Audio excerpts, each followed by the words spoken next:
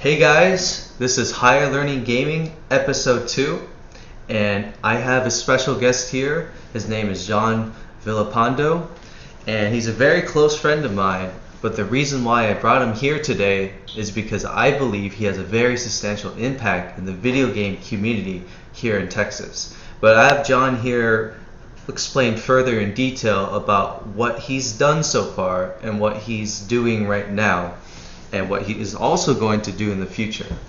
So now I'd like to talk to John right now. So what's up, John? Hey, how's it going? Going good, man. Going good. All right. Let's see. Where do you want to begin here?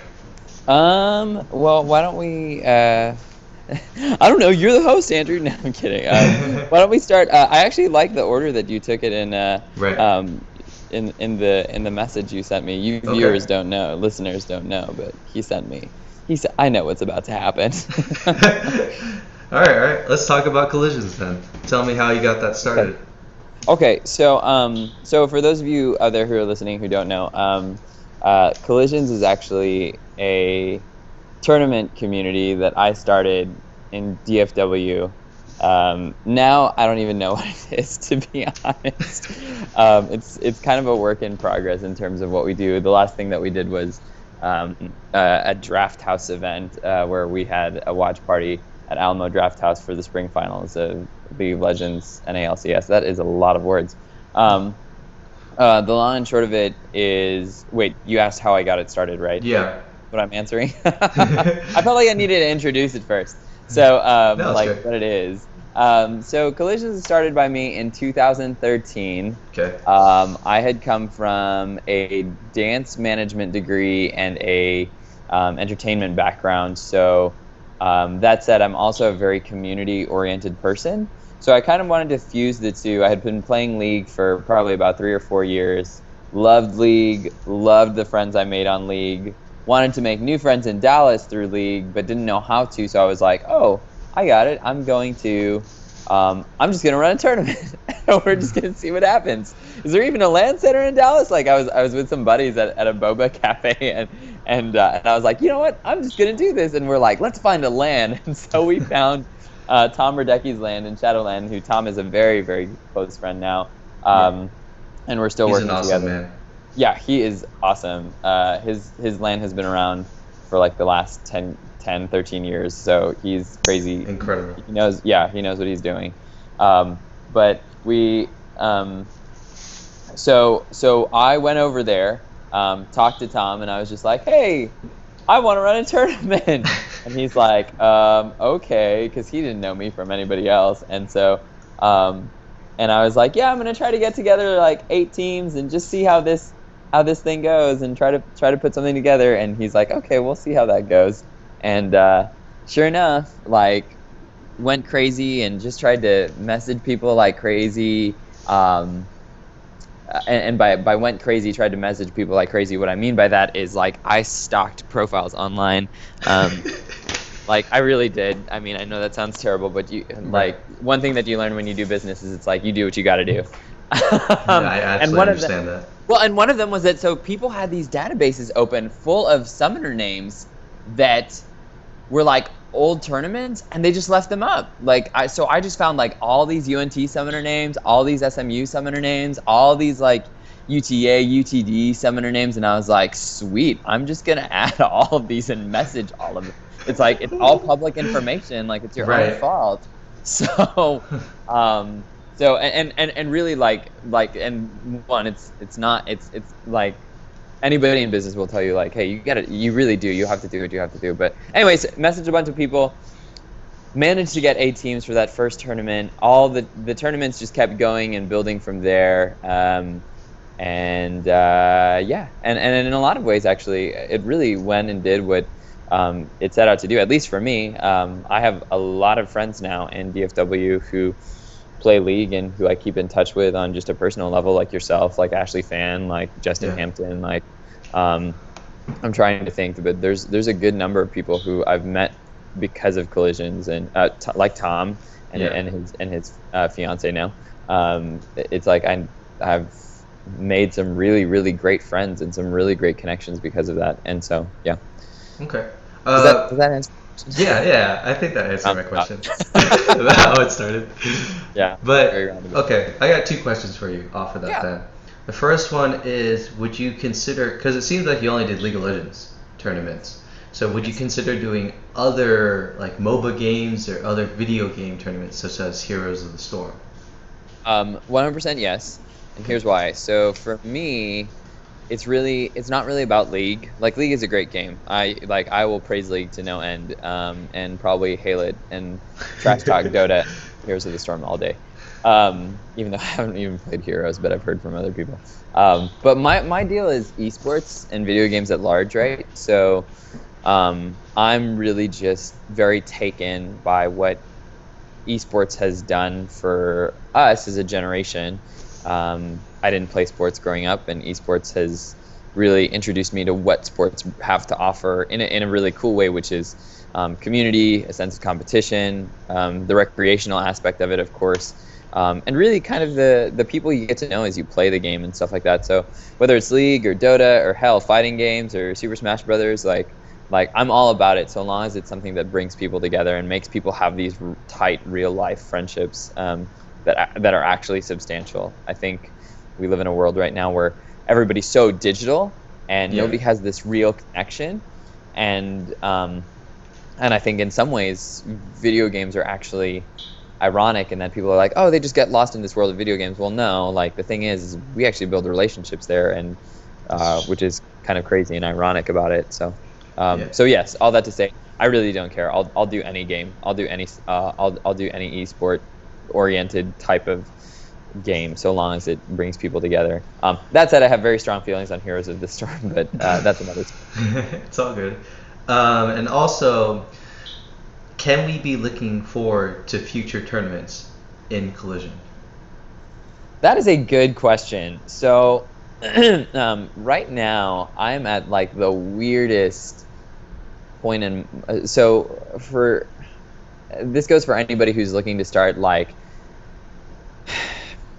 a business or their own online community or just things like that, and or like any sort of business or entrepreneurial thing, nonprofit, whatever. Your business and your that sort of thing is tied so closely to your personal life.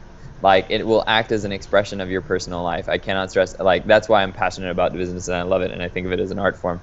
um, your the so my personal life and also just my professional life are very closely intertwined is what I'm trying to say. And so um, both have become very busy and there's just a lot going on, and a little bit of it too has to do with us finding out like, well, what is collisions at this point, right? Like Yeah. and also because frankly I made no money on tournaments. Like I just didn't. And in fact I lost a ton of money because I was traveling from Oklahoma City, right? So I'd finish tournaments and I'd be like $300 in the hole if we were really counting. Like if we really accounted down, I'd probably be 300 to 500 down the hole every time I did a tournament. um, but the thing is, one, it was a great learning experience. Right. But so that said, I love tournaments. I really, really do. It's a matter of whether or not the community can support live tournaments in such a way where it's actually still okay for where it's actually, excuse me, where it's actually supportive of the infrastructure that creates that tournament. Because the thing Yeah. is, right, is that we give out so much prizing.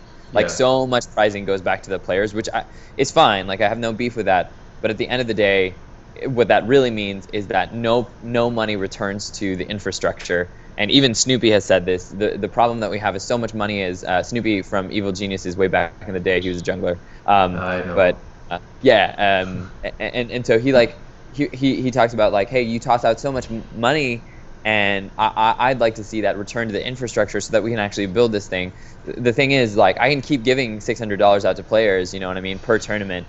But the Yeah. problem with that is that at the end of the day, I'm not going to be motivated to keep doing it. Once something, like at some point, I have to be able to support myself, hopefully Yeah. support a family. It's like I can't keep functioning like that forever and ever. and also because it's like so anyway, so all that to say, tournaments are like hit or miss in some ways. We can look forward still to the League Texas versus League Florida thing once I launch, because I'm really wishy-washy about dates, because it's just crazy trying to do online tournaments, which are not my favorite, but I'm trying to figure it out. But we can look forward to that. I think we can look forward to more tournaments and stuff. It's just a matter of finding the right people and also finding the right formula for it. And so because I do, and I understand that tournaments are important to the community, and I think they're really cool, right? But Yeah. my very strong opinion is that we need to get to the point where if we really want it to be, a lot of us have to recognize that we're recreational players, that we're never going to be playing in the LCS, and that's fine. There's nothing wrong with that. But that Feels said, bad, man. yeah, I mean, but you know, and here's the deal, though. You know, oh, Andrew, you've gotten me on tangents and on coffee, so you're like, I'm like Go ahead. vomiting all my life, like Go my ahead. life Go activities ahead. on you. Yeah. The thing is it's like those guys pay a price, right? Yeah. They lose their early 20s in sacrifice for this, and they have like 2 or 3 years, right? So a lot of them will graduate from being an esports, you know, person, and then have nothing. Like Hercubot right now has no work. Like there's so many of them right now who just have no work. Like for every you know TSM Reginald, there's like 5 Hercubots, and Hercubot seems like he's a really great guy, but you know it's like for every TSM Reginald, there's a for every CLG Hotshot GG, there's a does anybody remember Elements from Curse? Does I do. I remember Chef he's like, Mints. yeah, like he's still the person who originally started tier lists. Like he's finding, like he has to try to find work right now. He's working for like a B team right now, and just trying to coach it or something like that. It's like, Yeah, that's what I've listen, heard. it's not like it is not an easy life, and if you think you want to have any plans of getting married, if you enjoy having your weekends, if you enjoy not being told by people where to be like 100% of the time, and don't want to have to pose for pictures with people that you don't know and who act like they're your friends but really don't, like once they get to know you, like they wouldn't even care. Like it's not, celebrity is not an easy life. Yeah. Like I working in absolutely agree. esports is great, but celebrity itself is not an easy life. And all I'm trying to say is it's like, if we recognize that, and we recognize that, hey, like, and don't get me wrong, for those of you who are out and very, very good and exceptionally good players and pushing to become even better, please do it. We need esports athletes, and we need esports athletes who have longevity. But that said, it's like, those of you who are frankly normal people like myself, like we need to get used to being just like, hey, I'll pay $5 to play in a tournament. I don't need any money back. Hey, I'll pay $10 for a tournament. I don't need any money back because I'm just having a good time with friends, just like a rec basketball league or a rec hockey league or a rec soccer league. It's like that's the only way that we'll get to that point where we're playing like for community's sake and for the love of the game, instead of like what, like, because it's like, really, like you really think you're good, you're so good that you should be paid to me. Anyways, I have so many feelings on it. It's Again, okay. All right. It's high okay. tier player. I really do not. I have very good friends, including yourself, who are very high tier players and really wonderful people. So, anyways, All right. It's okay, man. sorry. I'm seriously like very opinionated apparently this morning. I don't know why. So, It's all who do you good. have to say? I kind of felt the same way when I was trying to be pro. I felt like that's what got me in a very bad mentality. Was when I stopped enjoying the game and I started just wanting to become pro, and I wanted to, like, I started hating everyone because of it, and everyone started hating me. It Yeah. was so weird. I didn't like that feeling, so I just stopped. And It's it's good that you're telling people to be realistic about when going into pro gaming. Because when people look at, let's say, Bjergsen streaming, they say two things. One, oh, I could stream like that. That's so easy, right? Another one, you could say, I could be just as pro as him. What he's doing, I can do as well. So, exactly, and I think the funny thing is it's like, and maybe that's part of what needs to happen in the community, is it's like, hey, listen, it's one thing to play the game and to yeah. enjoy playing the game and to enjoy playing well, right? But it's another thing to be an esports pro, and I'm not even talking skill level. I'm talking like the demands on your life. Like think of it this way, right? Like there are people on, because when we think of pros, we Yeah. don't think of um we don't think of who is the guy who came in last minute onto Team Fox, like the guy that Bjergsen recruited, or I'm sorry, that uh, I haven't keep up with esports, so. okay, no, that's fine. But we don't think, basically, we don't think of the guys who don't have Nubis. Get away from the candle. Sorry, that's my dog. Um, uh, we don't think of these, the other three teammates who aren't like the star of the team, right? Like everybody knows GMB or GBM. Why can't I think of his on Energy? The mid laner for Energy who plays Karma all the time. Why can't I think of his name? But nobody knows the other four people on Energy. I mean, some people do, but nobody knows like some of his teammates, right? Like Right. nobody knows those guys. And when Energy loses, like that's like losing solo queue to you every week. Like it's not. I don't want to say that it's not fun, but I would imagine it's not easy. You know what I mean? And Yeah, it's yeah, I get that. and just because you become a pro player does not mean that suddenly like you've made it, because then after that you got to earn your keep, because if you don't earn your keep you won't have a job, and if you lose your job you have nothing. Like you don't have any hireable skills. You don't, like, you're, if you might, right, like Yeah. some people transition like Crepo, but I just think people need to be very aware of what they want. Yeah. And if that's really the life that they want, like understand that pro players pay a very heavy price to do what they're doing, in my opinion. So It's all good. All right, let's try to transition off of like League of Legends for a bit then, and talk a little bit more about yourself. I heard you mention Anubis, your dog. yes, You want to talk more about just like your family in general and like, sure. yeah. So um oh, I mean, what do you want to know? Like, I what about mean, them? I feel like you're very close with your family. Like I saw pictures on Facebook of your mother, right? And also your dog as well. So I just want to know, like, how family oriented are you? Like, how well do you have like any other siblings? How well do you just handle your family? Okay, yeah, sure. That's interesting that you bring that up. So I'm actually seeing someone right now, and Oh, uh, oh yes, actually we're formally a thing. He's my boyfriend. But okay. I was talking to him the other day, and we were kind of talking about that. But I I never thought that somebody who is family oriented would be Yeah. important to me, but it actually really is. And it's funny that you mentioned what you mentioned. All that to say, it's funny that you mentioned what you mentioned, because family is pretty important to me, and I Yeah. didn't really recognize it until I moved back to Dallas, and I was like, why is family important to me? Ugh, so annoying. Uh, uh, but uh, but no. So my family unit right now is me and my dog, as far as being at home. Um, yeah, it's me and my dog Anubis. Mhm. I have had him for a year, and he is awesome. And he kind of like, imagine a cat, and now make it a really big wolf-like looking dog, and now make him a lot more affectionate, and that's my dog. Like, There you go. 'cause then he'll just like he'll like cuddle on the bed with me, and then he'll be like, you're too much. I'm gonna go lie down somewhere else. So he's just funny.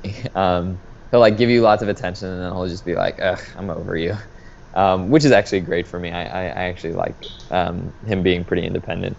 Um, I'm very close to my mother. My mom and I'm actually, I mean, I'm really close to my dad. I'm really close to my family. Um, but my mom and I are particularly close. I mean, we work together. She is just a really, really awesome lady, and my dad is a really, really good guy. Part of my family values come largely from him. And then my brother and my brother is married. He has um, 4 kids.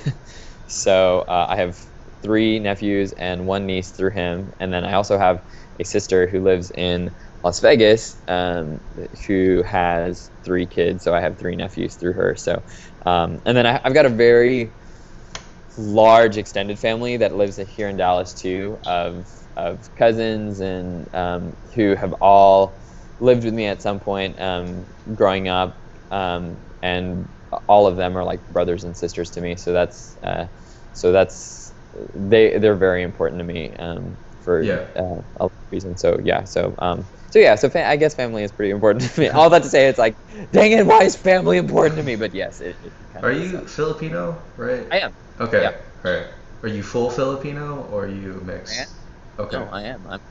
Yep. Okay. Just curious about that. Like, Yeah. People. are most Filipinos then family oriented? They just try to keep traditions of Yeah. what? Okay, that makes sense. Yeah. The family unit is like, I grew up and there would be times when I'd be like, I want to go out, and people would be like, yeah, but family comes first, and I'd be like, no. um, and so I was always a little bit like the kind of more adventurous one who wanted to, and sure enough, I did. I moved out of state, lived in New York for a little bit, went overseas, and did different things. So, but it's ironic. All that to say, it's ironic that I'm back home. It's kind of like I had my own little odyssey. Sometimes is how I view it. It's like, went and did a bunch of stuff, only to return home and take on the family business. And I'm like, what am I doing here? But I'm very happy here, and I'm very happy in Dallas. That's good. That's good. All right. And you did mention before, I believe, that you have a dancing degree, right? Yes, I do. I have a dance management degree from Wow. Oklahoma State University. So, like, what got you into dance, and how you utilizing that degree right now? Because I saw that you were dancing for, I think they're called Rowlett Dance Academy, and you Yeah. also told me before that you're teaching young kids how to dance as well. So, could you tell me a little bit more about those things? Yeah. So sorry, I had my brain suddenly wandered. Like very, very quickly through like three different topics. This is the story of my life. I, when I moved back to Dallas, I was basically only working for my family, and I had been teaching dance in Oklahoma City. Um, and so when I moved back here, I was looking for, I just kind of wanted a dance gig just because, one, I missed it, and two, it would make a great extra money, and three, it was a great way to just kind of extend beyond my family business and just kind of be somewhere else and doing other things outside of just hanging out with them. Hanging out, I mean working for them. So yeah, so I teach at Rowlett Dance Academy. I do that once a week right now, but I'll teach a majority of my classes. So whereas some people will teach like maybe two classes like for 2 days, I'll teach like four classes, or I think this summer I have like 5 classes in a day, which is a lot. But That is. and dance, teaching dance is really fun, and it's actually been really cool even as a business person, because one, it gives you kind of an artistic outlet, but two, but children are like little people, and business at the end of the day is really about working with people. So you really you learn a lot working with children that kind of applies in the real world too, in some ways, ironically, because children are just like big people, or they're like little adults, and adults sometimes are really like big children. So it's very funny. Absolutely true. Yeah, seriously. But I got into dance literally because I watched So You Think You Can Dance one day when I was 21. Oh, I man. started at like 20 or 21, and I was like, I want to learn to do that because that looks really cool. And then I just started taking lots of class and kind of did what I could and figured it out. So that's kind of the long and short of it. Well, it's interesting that you actually made it a degree. Like, you pursued it as a degree. I mean, not just like as a hobby, if that makes sense. Yeah. No, it does. And my degree is it's actually a Bachelor of Science in Dance Management. So Okay. I kind of chose. There were 3 degrees in my school. There was one in basically it was dance performance, dance teaching, and dance management. And dance management was kind of the most flexible. We didn't get as much dance training, but it was very flexible in that you could do dance or you could end up doing a management route. which for me was really good because I've always just been interested in business. And I started as a dance teaching major actually, and then I was like, you know what, like I really love business. I want to do the management route. And so what I take away though largely is honestly my school's work ethic. My school had a very strong work ethic and a very what's the word? Um, they had a very strong work ethic, and they were very, Strict. yeah, they really were. Like at the end of the day, that's really the best word. They were very strict, and they were very strict about like processes and how they did things from a Okay. management standpoint, like Yeah. Excel sheets, like we, and like there was a very organized like a way of doing everything, and that just became expected of you. And when you turned in stuff, and if it looked like it was not organized and Yeah. incredibly detailed and incredibly just OCD laid out, you would not make an A. Like you wouldn't. You'd be lucky to make a That's B. so weird. Yeah. Well, and then the problem with that is that sometimes, like, I go into the workforce or work with volunteers even sometimes, and Right. I'm like, how do you not function this way? Like, so it's made me very type A in work settings at times, which I've learned to ease up to in some ways. And being back in Dallas and kind of getting into the workforce, you kind of ease up a little bit, uh, but because you realize not everybody functions that way all the time. But yeah, so that's really what I take away largely from the school was good work ethic, and then of course my actual dance training, but good work ethic, really strong logistical skill, really strong logistic and administrative prowess, and I think that comes largely from a really great school for that. So That's awesome, man. My older brother, his name is John as well. He is actually trying to make a business, like create a. I believe he's already in a studio, and he's teaching tango to other people oh, cool, in San okay. Francisco. Oh, cool. And yeah, but he's been telling me about how problematic it is to make dancing a business.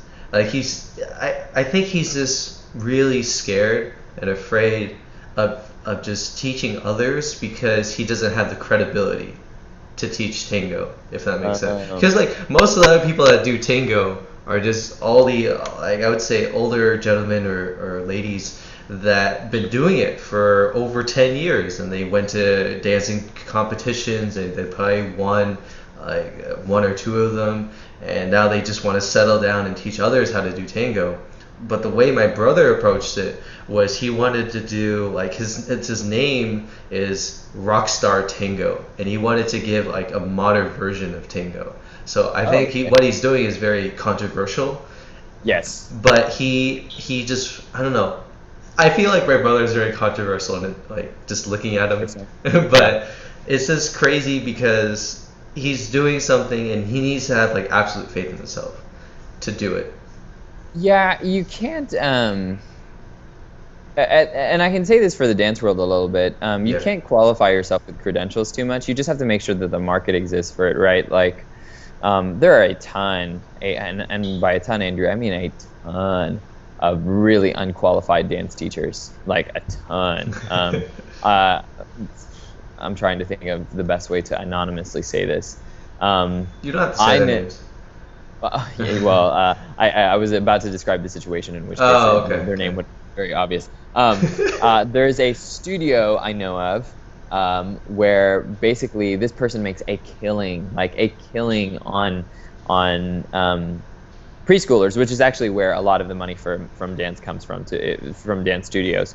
Um, but when I've watched some of these recitals, like I'm just like, wow, like these kids, because there's a certain level of progression that a kid should have even in preschool. It's like, oh, you should be able to kind of do some of these things. At 5 years old, you should do these. At 8, you should do this. At 9, you should do this. And I'll watch, and I'm just like, wow, like I can't believe she makes a killing off of. I can't believe these kids keep coming year after year, and they still only know that. That's really sad. And Dang. you and you uh and I think it's and I'm not saying that's the kind of person your brother is at all. Like I'm just Yeah. saying that it's like, because he sounds like the kind of person who's like, He likes the craft. He wants to learn the craft. He wants to continue to improve the craft and move it forward. And I think that matters a lot. And people will catch on to that, you know. It doesn't matter if he's unqualified, I guess is all I'm trying to say. That it's like and frankly, there's a lot of really great teachers out there who don't have my credentials. You know, it's like I have a degree, but they might not have a degree formally. Hell, they may not have even have danced as much as as much as I have in certain places, and I haven't danced that much commercially or professionally. But if they're good teachers, they're good teachers. You know what I mean? And I think that's really valuable and really important. So, well, here's what I really like about life and just humans in general is that if you have someone out there, like you mentioned, doing something you feel is not right, you can actually make a competition for it. You could do something, let's say for those preschoolers, and then they'll start coming to you instead because you're different from whatever she's doing, right? Sure. Yeah. And I feel like that's why I really like MMA or the UFC in general. Yeah. But it's because if you have these certain fighting techniques, right, that people will pull out, and you could see whether or not it's BS because you have them fight against other people, right? It's not, they don't just do some kind of, let's say, kung fu style technique where you dance around like an animal and say this is the way you fight, right? Right. Because if you do that in the arena, you would get your ass kicked, right? Yes. So it's just like I like that competition aspect because it lets you prove whether or not what you're doing is viable. Right. You know, it's the same thing with League of Legends, right? Yeah. If I have a certain idea, let's say I want to do all attack speed heavy Vayne, right? Yes. Two Phantom Dancers. Then I can't just say it's good, right? And write on paper it's good. I have to prove it on stage, right? Oh yeah, absolutely. I feel like that's what's really fun is trying to prove something that you created. So Right, absolutely. I mean, if we take a league example, I mean, Yeah. really all your brother's really done is, to continue using bot lane examples, is, the bot lane meta is support AD, right? But Yeah.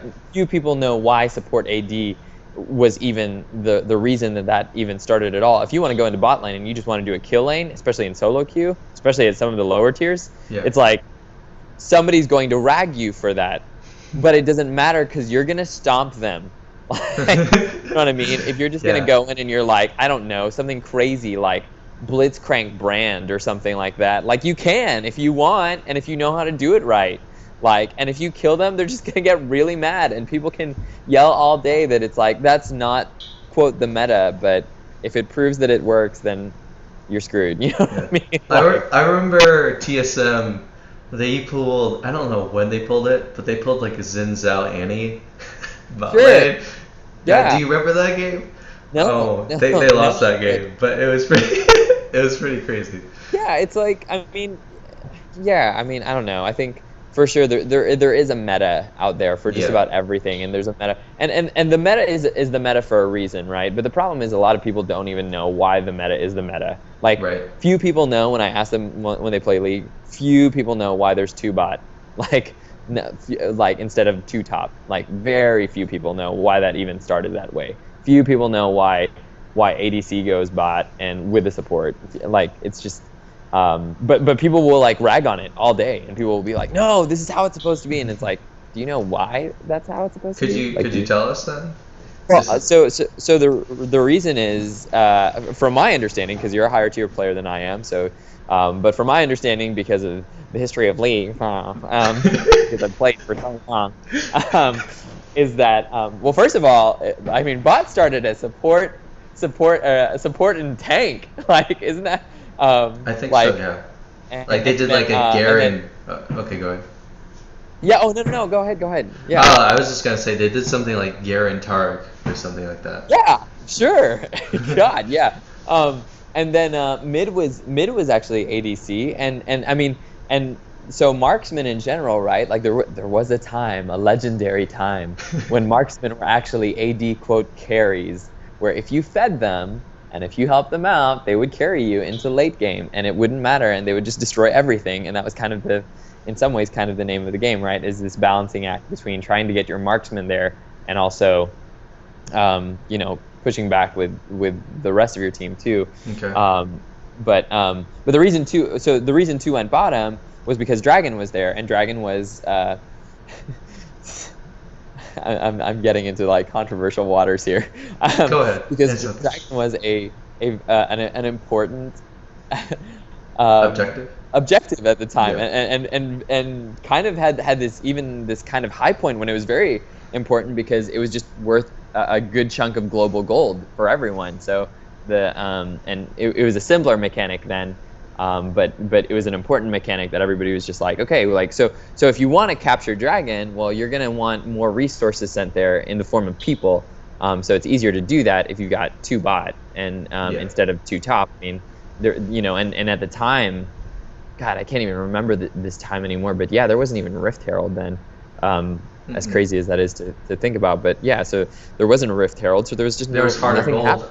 And Philosopher's Stone. Oh my God, Philostone. Yeah. Good old Philostone. Yeah, and that's what you would build on your supports, and your supports wouldn't take I would finish support games with no gold captured, except for like what I got from assist, which would be like 23, because that's just how the game worked back then.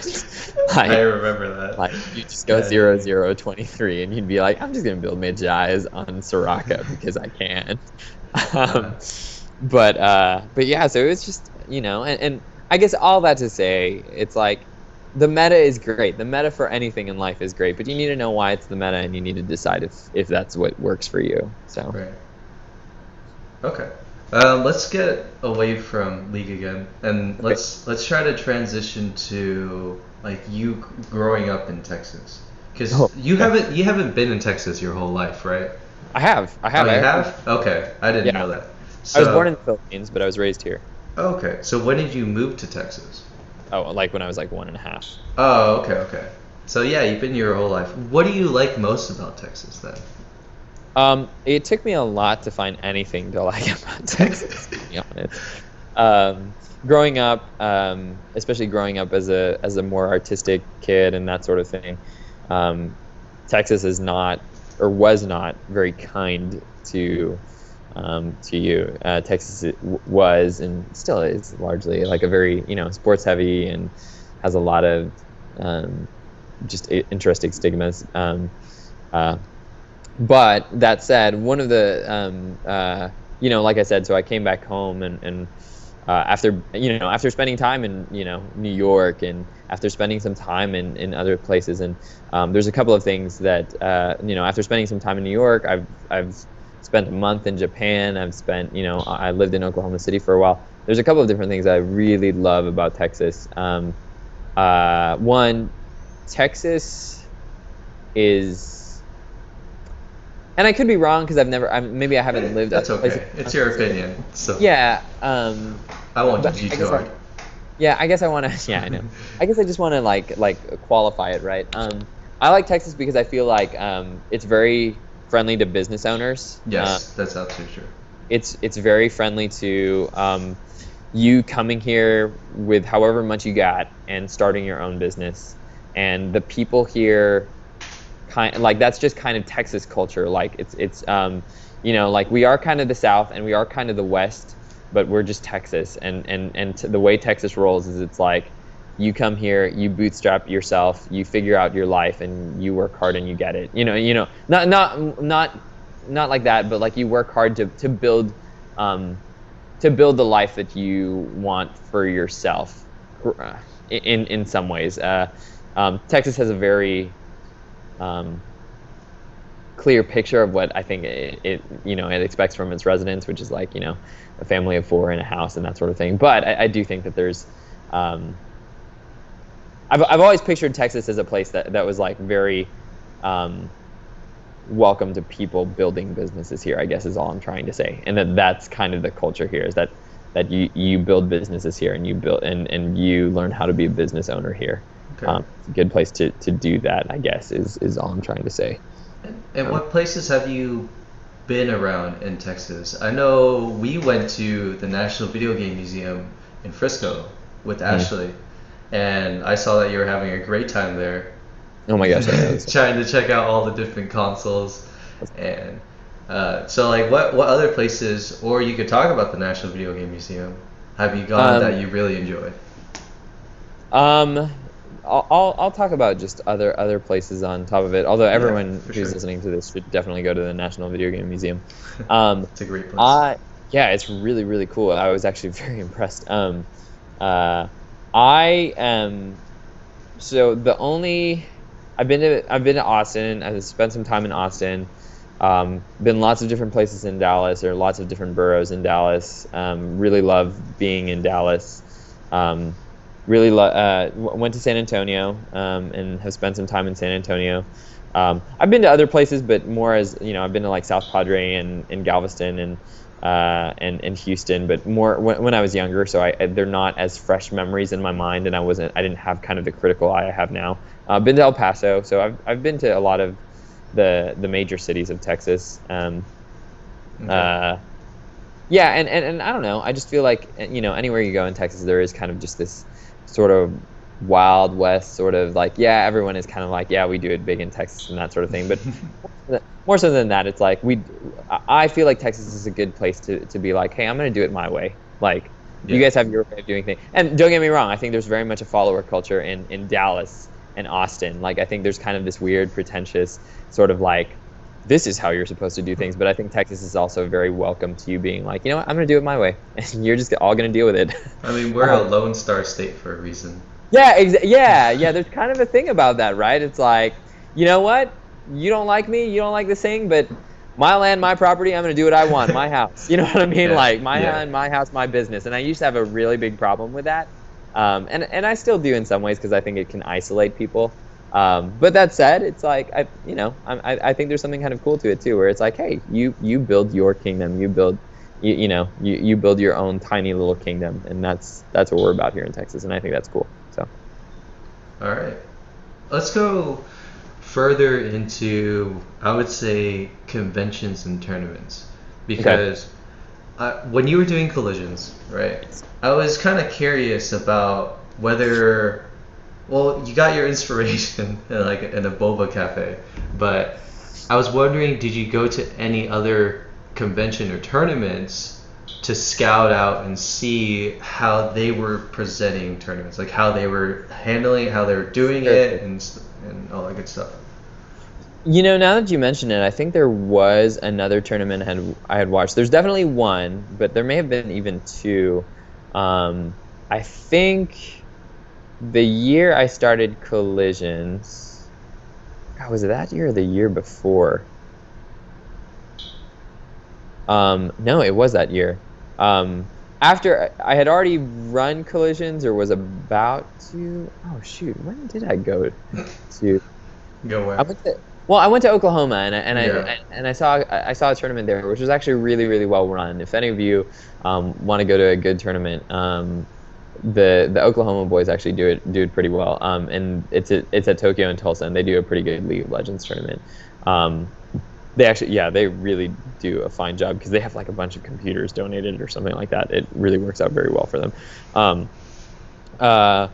I feel like I've seen another tournament done somewhere or something like that, and I just got really frustrated that there was no spectacle to it. There was there was just nothing behind it, right? Like people are just kind of like, yeah, it's a tournament. Here's a bunch of computers, and just kind of pay us, and it's fine. You know what I mean? And for me, like Yeah. I really tried to make my tournaments kind of have some sense of spectacle or customer service or some sort of like cool thing, like some sort of cool hook to them. Um, and so I have been to a tournament in Austin. It was at a very small LAN. It was a 3v3 tournament, and it kind of had a little bit of that like sort of kind of just ratchet vibe. You know what I mean? It Yeah. was fun, and the people were very nice to us. And I have no beef with that, but it wasn't for me, and it's not how I want to move video games and tournaments forward. I think I'd like to see tournaments have a sense of seriousness and spectacle to them, and not seriousness in the sense of like oh there's this pall of seriousness over us, but more like uh, seriousness in the sense of that people see that, hey, like, oh, this is actually a thing. Like, this isn't just a kid's toy anymore, you know. Um, Yeah. because yeah, it's like you know your craft will never be considered serious if people always look at it and half everybody is smoking weed, and it's and there's no people haven't swept the floor and it's super dirty, and there the signs are paper signs that you hand drew, and you know what I mean, like Yeah, I understand. there's no respect to that. So like there's no sense of honoring the Professionalism. craft. Yeah, there's Yeah. no sense of professionalism behind Yeah. that. So I get that. That's the weird thing about like streaming or doing tournaments is that anybody can do it, but when you're trying to explain to other people that streaming is an actual thing, like streaming on Twitch, you could do that as a career, right? And you can actually make money, and it's good that if you're trying to convince sponsors to come sponsor your channel, you're trying to convince them of what streaming actually is. And it's weird because you can have a guy he doesn't even have a webcam. He's just showing a game and not even talking, and has one viewer, right? right, Like the bare bone of like how you start why the to stream is, yeah, yeah, to someone, let's say like Trick2G or like Summit 1G, right? That they know like how to do it, right? They've been doing it for a long time. They know how to talk to their fans. They know how to control and handle a large group of people, right? And it's just crazy because you just have all those things like that. And I feel like it's very true in a lot of aspects that people might look at our just very low down area and say, oh, this is not going to be taken seriously, right? right, But then right, the thing is, like, we have so many other great people, great streamers that are making a substantial impact into the community. So, right, absolutely, yeah, no, yeah. I totally agree, and I think that's exactly what it is people tend to treat your craft the way that you treat it in some ways, right? Like people will behave people will behave the way that you kind of signal to them that you would like for them to. So, not all the time, but sometimes. Yeah, for sure. All right. I think we have two more things to talk about. I Okay. think one thing I want to talk about is just video games in general. Um, Okay. for me, I grew up with video games, watching my brother play, and I felt like that was very important because Yeah. my personality is very quiet, calm, and attentive. Like I just Were you the watch. younger brother? Yeah, I was the younger Okay. brother, so I watched my brother play like Warcraft 3 and Yep. one Yeah. other game. He played another game as well, and I just watched him play. Yeah. So I was wondering how did you get into video games growing up? Okay. Yeah, no, so it's funny that you mentioned, sorry, I really have to go on this quick tangent. Like younger brothers that I know tend to be the one that watches. Or the ones that watch. It's just a Right. weird thing. Like we should have like a younger brother, because I was the same way, basically, to answer your question. Like I was the younger brother and I watched my brother play a lot of video games, and I don't know why, but he would play for hours, I would watch him for hours. Yeah. And I don't know why we did that. Like it's just, and so many younger brothers I know, like that's what they did, and it's the weirdest thing. It's like the weirdest phenomenon. Like somebody should study that. I feel like it's just because as a younger brother, you're looking up to your older brother. You're trying to Yeah, see how he does things, and then from that's there, true. I think that's one of the great things about being a younger brother is that you get to see how your older brother has gone through life.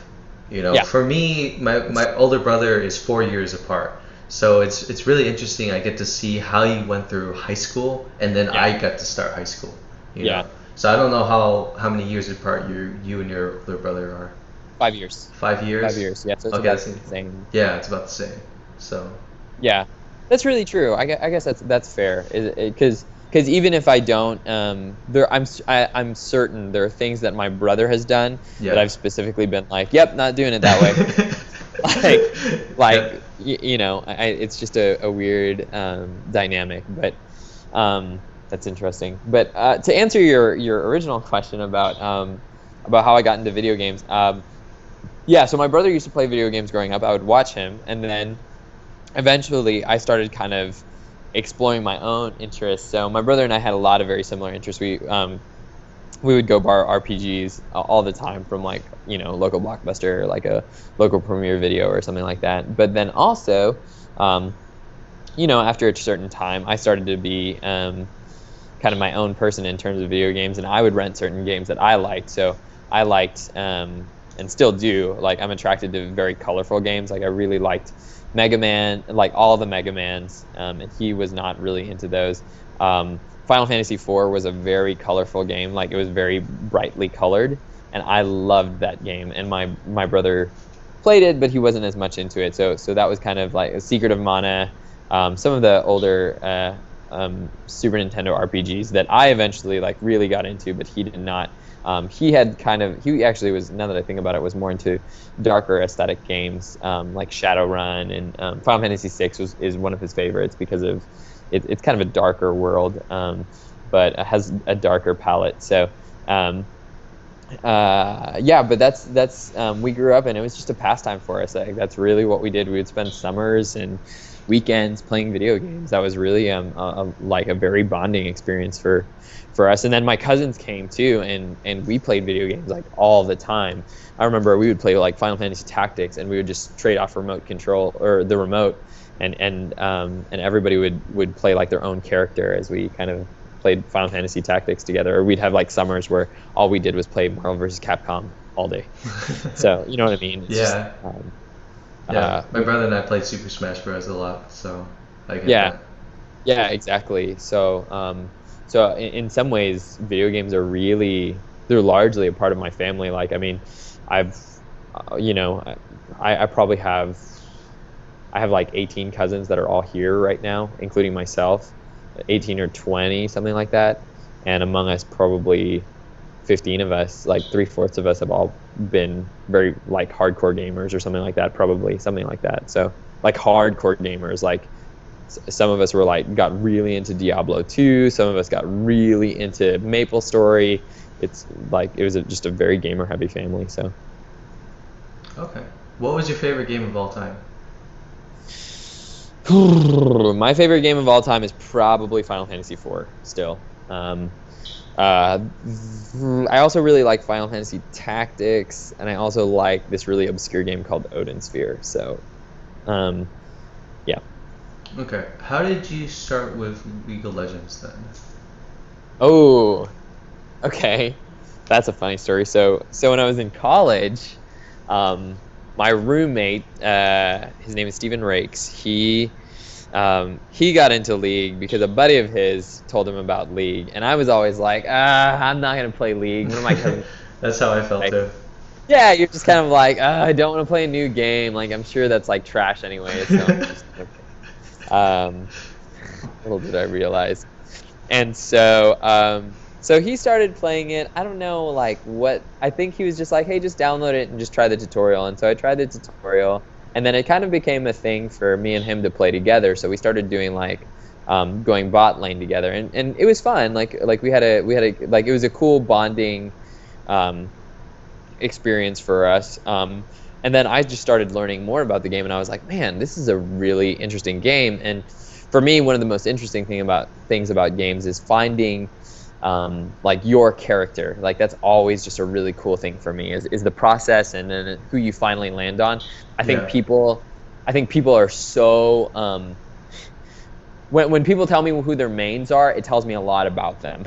Let me put it that way. Like really? It just I feel like it does. I feel like there are certain things I can extrapolate from that information. Like when they give me their mains or their role or a list of their mains and their role, like I can kind of be like, oh, okay, this. Okay.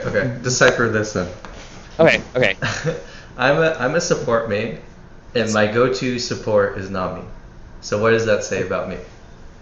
Okay. Okay. So this would be just sheer extrapolation, right? Yeah, like go ahead, some of it right, some of it could be wrong. This is just hypothesizing right off the bat. Just read my palm. Yeah, right. So one, just about anybody I know who has any sort of administrative capacity at all usually plays support. So that's number one. Like anybody I know, like I play support. My buddy Ryan, the guy who was my right hand man, he played support like crazy. Tom plays support like a lot. Tom Actually, Radecki? yeah, Tom Radecki plays Oh, support. I He didn't know plays that. very aggressive support though. He plays very like he Uh, plays tanky, aggressive supports, and he's very good at it. And it's very telling of his character and his nature too. Um, uh, with yours, and this is where the divide comes from. I'll even maybe use this as an example. So Tom is a support, I'm a support, you're a support, but Tom plays. He usually plays like Nautilus and Braum and those kind of supports, right? yeah. Not Leona, but Nautilus, Braum, and maybe one or two others. You're playing Nami. I'm obviously Karma. um, Tom is a very Tom's personality is very consistency and sustainability oriented, Yes. just in general. And when you think of tanky supports, it's like they're able to make these aggressive plays, but they count on one moment where you have that one shot and you do it and you kill it and it makes sense. But even if you miss, like you're gonna be okay because you have 5,000 health and it doesn't matter today. You know what I mean? Um, Right. Also, he functions very well with his. It's very cute actually. His fiance is. She's a marksman main and she's very good. But Oh, that's and so interesting. yeah, they work very very well together. It's really really adorable. Um, so they kind of function well in that role of kind of like and Tom's very like he'll go down with the ship. Like if you expect Yeah. a support to go down with the ship, it'll be Tom. I won't. Me personally, I will not. I'm gonna be like, you got yourself caught. You're a dum dum. Sorry. Like I've saved one too many of your asses today. So, Right. um, with you, so Nami is a really interesting support because, in my opinion, she's a little bit like Karma, in that she, in some ways, is reactive, but in some ways is actually does very well when you play her aggressively. Like, and I feel like good Namis play her a little bit aggressively. There's certain choices to be made there. I think Nami is a little bit about. I think there's a little bit about Nami that's about punishment, like in the sense of like, oh, you made a mistake, so I have to. I'm gonna capitalize on this moment and really. She's more. That's what I would say. Sorry, I'm kind of working it out in my head. She's more. She's more calculated than other supports, right? Like who would be a support that's not very calculated? Like Jaina? Honestly, yeah, like Jana's kind of like, oh, you made a mistake, but it's okay because I have a million ways to get you out of this. Like your Yeah. buddy made a mistake, you know what I mean? It's your Yeah. buddy who makes the mistake, not your opponent, you know what I mean? Oh, Uh, yeah. I got that. Nami, in my opinion, it's like your opponent made a mistake. It's like, oh, you made a misstep. I'm gonna slow you. I'm going to bubble you, and now you're screwed. And also, I've been watching, and I know that the tidal wave is gonna go in this direction. I don't know. I just feel, I feel like she's a little bit more. Correct me if I'm wrong. Like that's No, just you're how doing I. good. That's how I feel like, and so which makes sense for your personality because I feel like you're a very calculated person. Um, you're not you're not this kind of all in dive into them kind of person.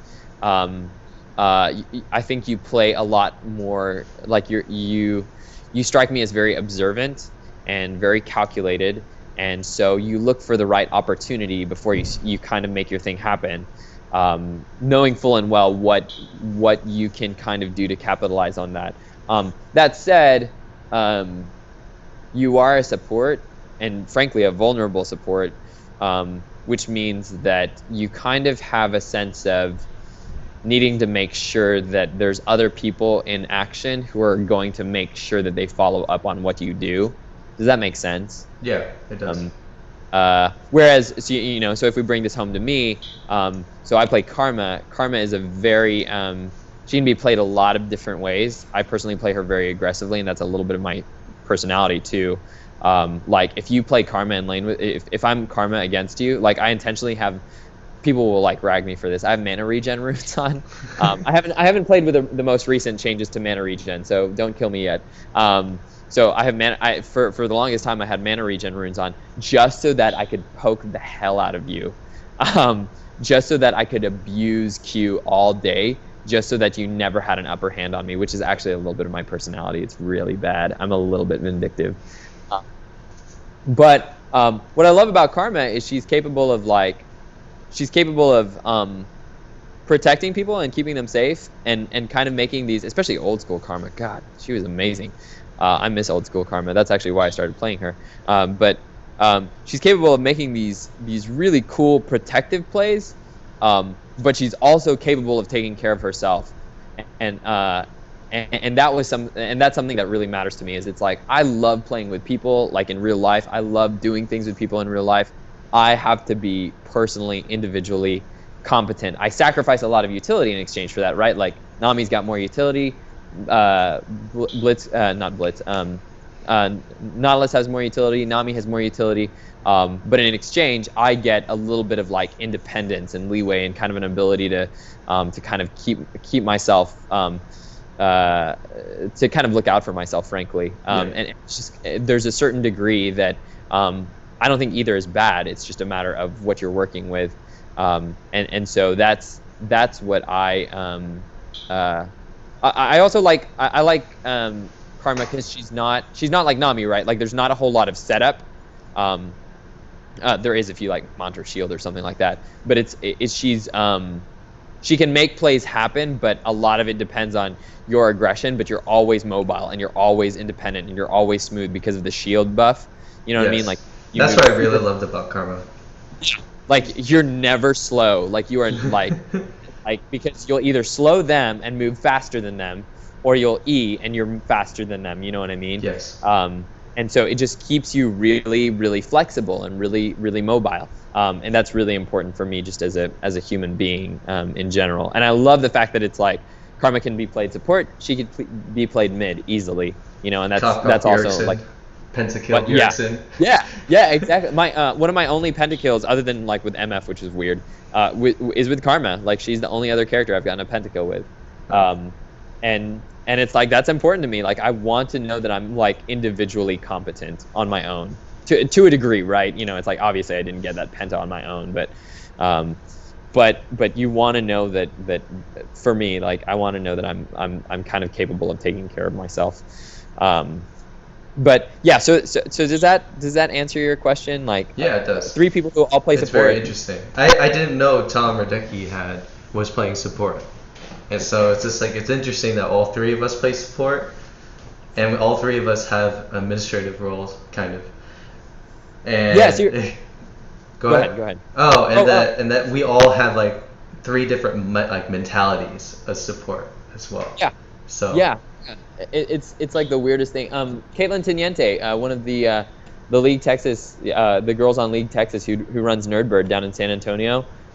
Support player, like it's just a weird thing. Like support players tend to have a little more administrative capability, so or vice versa. That if for some reason you have some administrative capability, you play support. It's weird. I don't know.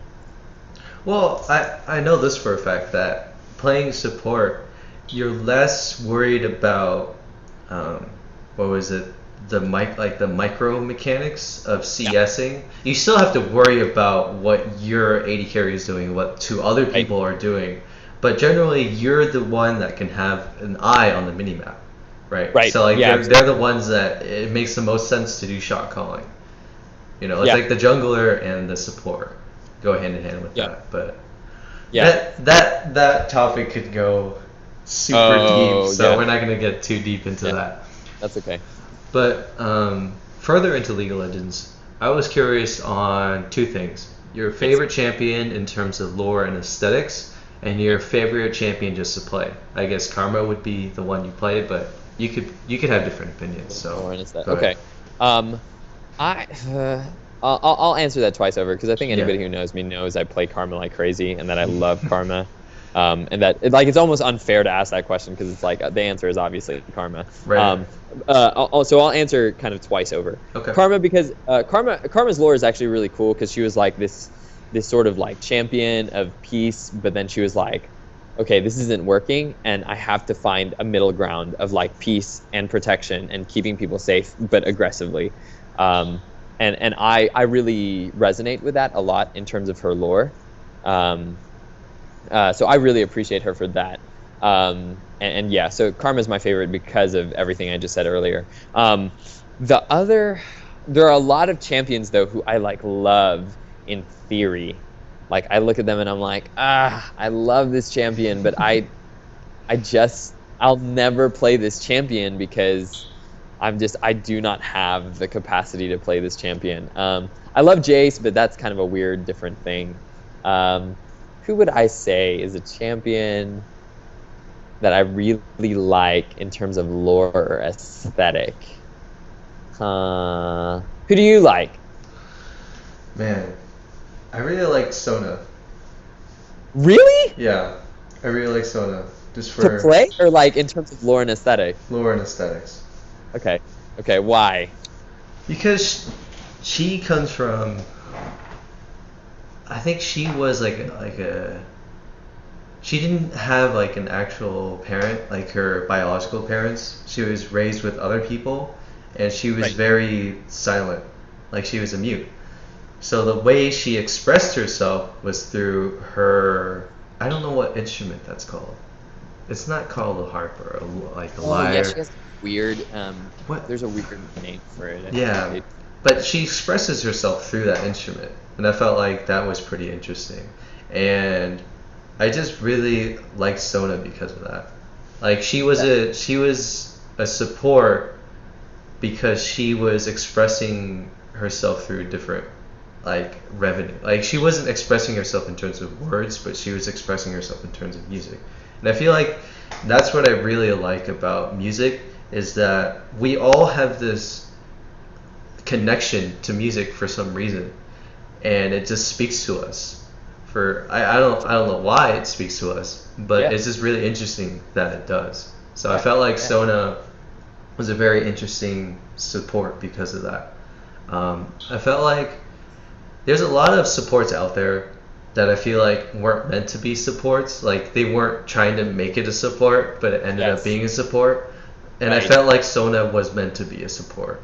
So Yeah. Oh yeah. Absolutely. I absolutely resonated with that. But yeah, yeah, no. Sona was very much meant to be a support. No, right. I would agree with that. To play though, I felt like Karma was really fun to play. Like with 40% CDR, just like spamming Oh, it's shields all day. retarded. Oh yeah, it's It stupid. was so ridiculous. But Stupid.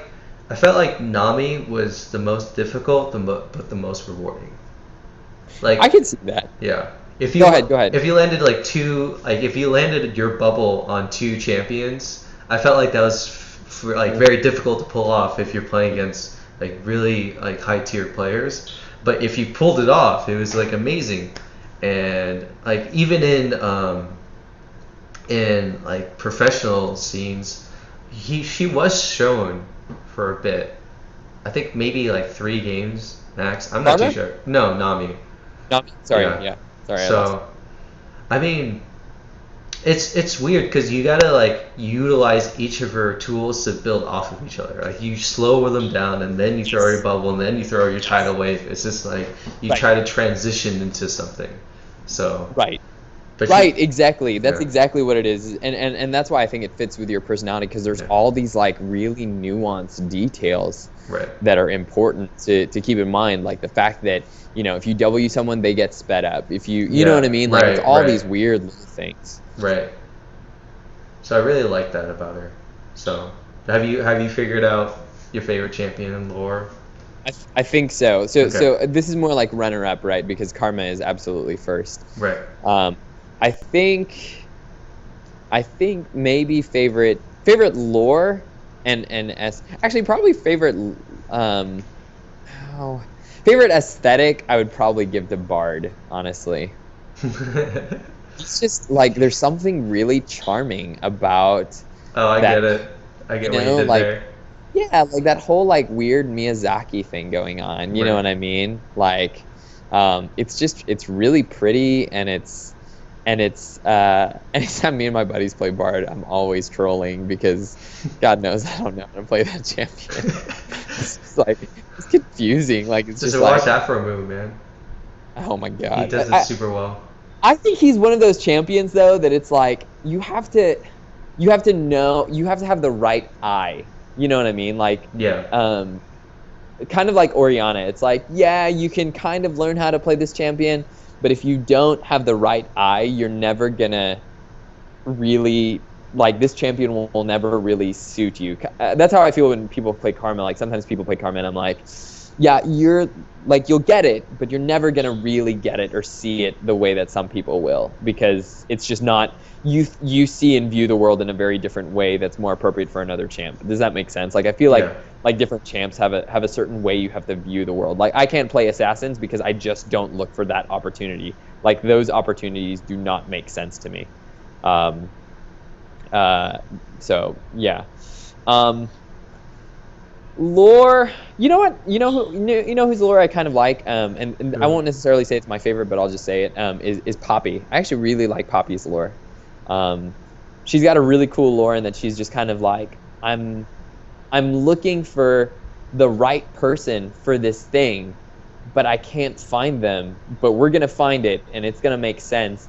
And in the meantime, I'm just gonna have to do the best that I can. You know what I mean? Right. As she like snatches people up. You know what I mean? Yeah. And she doesn't realize it, but she's the yordle for the job. Like she's the man for the job. You know? But Yeah. she just like she never even knew it, but the whole time it was always her, and it's one of those cool things where it's like I think as a reader of the lore, you're kind of like one of these days she's gonna figure it out, and it's gonna be really interesting. You know what I mean? When she finds out, she's like, when it's like, oh, like you've had this thing for years and you didn't even know, but it was always you. Like and she looks back on a life where she did so many things for so many people and didn't even realize that she had already fulfilled what she was meant to. You know what I mean? I don't know. Yeah. That's cool. Like it's cool to think about. That said, I hate Poppy. I ban her. I remember before they reworked her, it was so ridiculous because Poppy would chase, like the enemy had Ash on their team, Yeah. and Poppy just chased her down. I think like 2 towers, so it would be the second tier tower and then the inhib tower, and then I saw Poppy up there with Ash around the inhib tower. And Poppy would just be there destroying Ash, and Ash is like, I just give up. This game is so dumb. Like, why is this a champion? And he couldn't get away from her. Yeah, And there's exactly. still a degree that she does that. But it wasn't like old Poppy, you were just like, get her off. Like she was like an annoying thing. You're like, get her off me, get her Right, off me. right. And there's nothing anyone could do. Oh man, hilarious. All right, so let's talk about the last thing, which Okay. is your future plan. So what are you planning on doing or getting done, let's say 5 years from now? Okay. 5 years from now. Oh my gosh, 5 years from now. This is always how I kind of. Anytime I actually do this exercise a lot, but I always have to be like, okay, 5 years from now, I will be what? I'm 20, turning 29 this year. I'll be 34. 5 years from now, are we talking like professionally? Are we talking? Yeah, just whatever you think you imagine yourself doing. It doesn't have to be professional exactly, but just like where do you see yourself 5 years from now? 5 years from now, I still see myself in Dallas. Okay. I would hope that, uh, frankly, I would hope that my personal romantic life would have moved forward in some regard. Would you like to be married by then? I think I'd like to be married by Okay. 30. Have kids or no? No, Okay, no, all right. I prefer not having kids at 34. Okay. I'd love to have like my own place, like as Yeah. in like a house or a condo or something like that. I'd love to. I have a lot of other side projects other than the one that we've talked about today that I would love for them to have progressed. My family's business is looking to. We're expanding in our own way, so 5 years from now, I hope that expansion has stabilized a little bit. I have certain workout goals that I'll hope that I've moved quite a bit forward on 5 years from now. I have relationship goals that I would hope have moved forward 5 years from now. I have some of my side projects right now are like Well, I won't list them off just because I'm weird about stuff like that. But um, I've got like 2 or 3 side projects right now that I'm working on. One with, um, uh, and so I would hope that those are things that I'm kind of working on. Essentially, really, what I'd like for my life to be like is me um, working on financials for a lot of different companies and kind of partnered with a lot of companies in terms of consulting with the people who own these things, my family business included, and some of these other things. I'm trying to think of how to make this valuable to people listening without giving too many details away. Um, uh, You could yeah, say how it's going to impact them then. yeah. Let me put it this way. Like, I mean, so one of the things I can talk about is it's like um, so for example, this year or soon, Tom and I are talking with certain companies about doing more watch parties for esports stuff. 5 years from now, esports will move forward like crazy. Like it's just going to. And Right. so I would hope that I've had a part in moving esports forward in Dallas and in DFW quite a bit by that time. In Texas, to a small bit for sure because of League Texas, but definitely Dallas. I would hope to be more involved and uh, more vested in the scene emotionally and financially as well. Um, uh, there are, let me put it this way. I'm like I trying to think that's think. good enough. But go Okay, ahead. there's a lot of my life right now. The way I kind of view it is that I have like so many seeds that I'm watering, and Yes. I want to see where they go. I have a lot of That's how I feel too. So yeah, it's yeah. just And 5 years from now, like I'll start to see. I might not harvest the fruit of those seeds, but I'll really start to see that. Oh, this is like a plant. Like this is a thing, and it's really coming out of the soil now.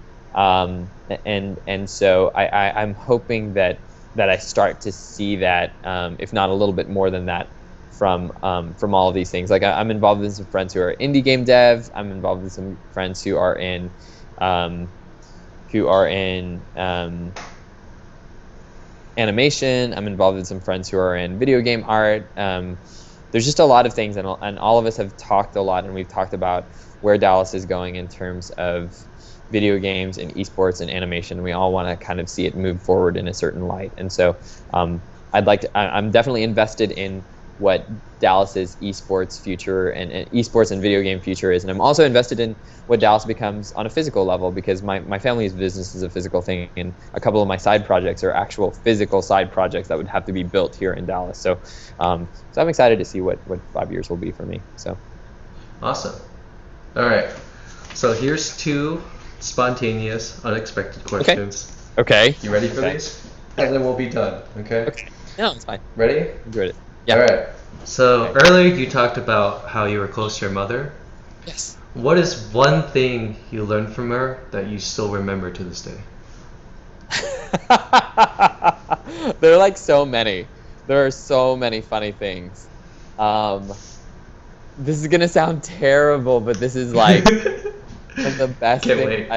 one of the best things I've ever learned from my mom. We'll do a funny one, Yeah. because she's taught me a lot of different things. Oh, I'll do a funny one and a serious one. So the Okay. funny one is when she taught me how to drive, and she often feels responsible for my very bad driving, um, but because she's actually a really good driver. Um, but she was like, one thing, John, that you have to watch out for. This is what my dad always told me: is everybody on the road, you have to think like they're crazy and stupid. You have to. And if you drive that way, then you'll always drive safe. And I think that's amazing advice. And also, if you think that way, you don't get mad at anybody because you're just like, oh, you're all just crazy and stupid. Like I can't help it. Like It you're makes just sense. yeah, you're like, oh, like you did that, but you cut me off, but you're just crazy and stupid. So I need to be Should you do careful. that for League as well? Everyone's Yeah. as crazy and Well, stupid. here's the thing, like that's kind of like life for me. Like I'm just like, everybody's a little crazy and stupid. So There you go. like I can't get too mad about anything. I don't expect people to be reasonable because I don't think people are. Um, For sure.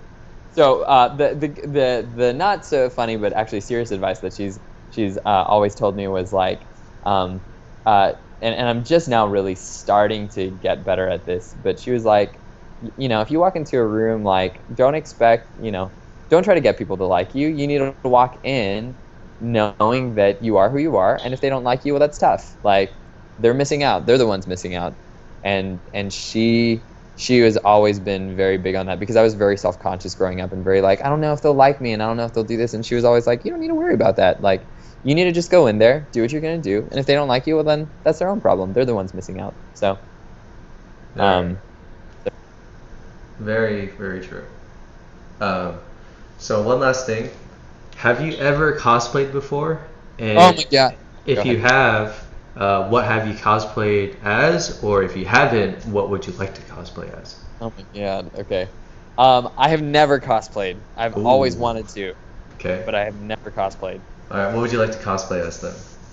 If I did, right now, Debonair Jace. I've always wanted to do Debonair Jace.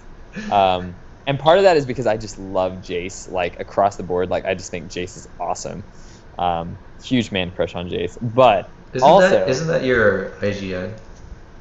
yeah, so my IGN is Debonair Dandy, but that happened way before Jace even came out. Like, Oh, okay, okay. Dandy was like I came up with that in 2010, like right before Caitlyn came out. Like, that's when I started playing League. Okay. And so the Debonair skins came out. I was first. League looked up my name and they were like, "Here's what we're gonna do." That's how it happened. That's how it happened. But probably Debonair Jace. And then I'm still looking for.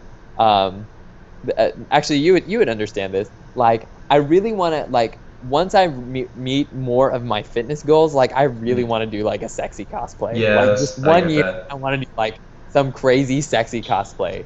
So maybe 5 years from now, when you and I have both hit our fitness goals, Yeah. we can like some crazy, like, we can meet up with other buddies who have also like met the same goals, and we can just all go together as like sexy, like all Yeah. like Spartan gladiators, or since we're Asian, we can do like sexy samurais or something. I don't know, like all like I would love to do that. shirtless Ronin. I don't know. Like, we're not Spartan and we're not Greek, so here's our Right. take. But yeah, I've always wanted to do something like that. So, but Okay. anyways. That'd be awesome. All right. I think that's all the time we have here. But this has been an awesome episode of Higher Learning Gaming. And I learned a lot from John. And I think, what was it? I want to do this more of how I have like a special guest to talk to. So if you guys want to reach John, you could see his email right there, and you can message him if you're any like curious about like wanting to be friends with them in League of Legends, or you want to talk more about what we talked about, especially Collision. Feel free to email John, and he'll respond to you as soon as possible. And if you guys have any other questions about